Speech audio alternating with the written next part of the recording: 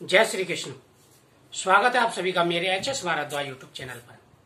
मैं हरिओम शर्मा आज आपको संतान प्राप्ति के लिए मदार की जड़ का प्रयोग मैं बता रहा हूं। पहले मैंने एक वीडियो डाली थी कि शुभ यानी रवि पुष्य योग, गुरु पुष्य योग जब भी पढ़ते हैं तो आप पीली कौड़ी और मदार की जड़ का प्रयोग कर सकते हैं संतान प्राप्ति के लिए। तो काफी सारे कमेंट आ रहे थे कि ये कब तक बांधनी है, किस प्रकार से बांधनी है, तो उसके बारे में आज मैं जानकारी आपको दे रहा हूं।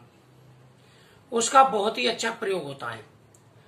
शादी के बाद में जिनको भी संतान की प्राप्ति नहीं होती या प्रेगनेंसी नहीं रह पाती है तो वह लोग उसका प्रयोग कर सकते हैं।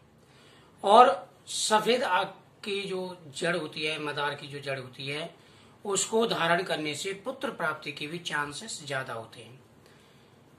तो इसको आपको गुरु पुष्य योग में या रवि पुष्य योग में आप इसका प्रयोग कर सकते हैं। तो जो अब एक तो गुरु पुष्य रवि पुष्य योग निकल गया, एक आएगा अहोई अष्टमी वाले दिन, और उस दिन बहुत ही बड़ा दिन है। संतान की रक्षा के लिए अहोई माता का व्रत रखा जाता है। संतान वाली माताएं यह व्रत रखती हैं जिससे उनके पुत्रों की आयु लंबी होती है। पुत्र हो या पुत्री, सभी की आयु लंबी होती है और अहोई माता रक्षा करती है। उस दिन बहुत ही अच्छा योग है क्योंकि उस दिन रविवार है और पुष्य नक्षत्र है, तो रवि पुष्य योग है। इसको आप जो है इन दिनों में यानी गुरु पुष्य योग पड़े या रवि पुष्य योग पड़े आप धारण कर सकते हैं। और पीली कौड़ी को आप वीरवार के दिन यानी गुरुवार के दिन धारण कर सकते हैं। अगर रवि पुष्य योग नहीं पड़ता तो प्रत्येक शुक्ल पक्ष के गुरुवार को आप धारण कर सकते हैं। ओम ग्राम ग्रीम ग्रोम सह गुरुवे नमः या ओम एम क्लीम बृहस्पति नमः। इस मंत्र का आपको 2-3 माला जाप करना है भगवान विष्णु के चरणों में पीली कौड़ी रख करके। भगवान विष्णु के चरणों में आप पीली कौड़ी रख दें और उसके बाद में इस मंत्र का आपको जाप करना है। उसके बाद में आप पीले कपड़े में बांध करके उसे धारण कर लें। जब आप इसे धारण करेंगे उसे गर्भ रहने के 2 महीने तक 3 महीने तक इसको धारण कर सकते हैं। कोई परेशानी नहीं है। इससे गर्भ की रक्षा होती है।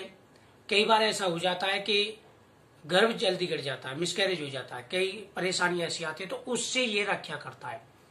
और संतान प्राप्ति में भी जिनको शादी के बाद में 2 साल हो गए, 3 साल हो गए, संतान प्राप्ति नहीं हो पा रही है, तो उसके लिए भी ये बहुत ही उपयोगी है।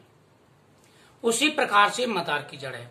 मदार की जड़ को आप पहले निमंत्रण करके आना है। अगर ना कर सके उसी दिन लाएं तो कोई परेशानी नहीं, लेकिन अगर पहले निमंत्रण दे के आएंगे तो अच्छा होता है।